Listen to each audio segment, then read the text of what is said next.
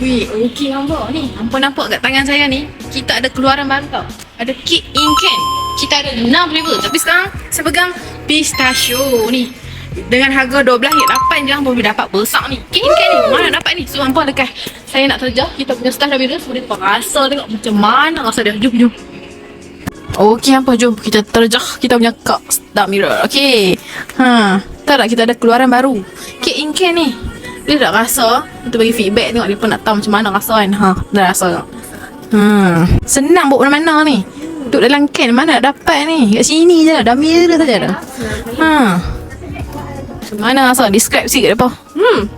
Sedap, lembut, tak manis sangat. Orang tua pun boleh makan lah. Suka tak pistachio ni? Memang ni lah. Okey lah. Dia pun dia tak rasa kuat sangat lah. Siapa yang tak suka makan pistachio sangat tu boleh lah makan ni. Memang sedap lah. Saya tak kurang makan pistachio lah tapi okey lah. So bagi rate 1 per 10 dapat apa? Yang ni saya bagi dalam 8 per 10.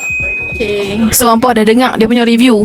Memang tak bohong, memang jujur sangat. Memang first time dia pun try lah. Dia pun tak pernah try. So hampa yang nak dapatkan kami punya cake in can, hampa lekas-lekas main di 9 outlet kami tau. Okay.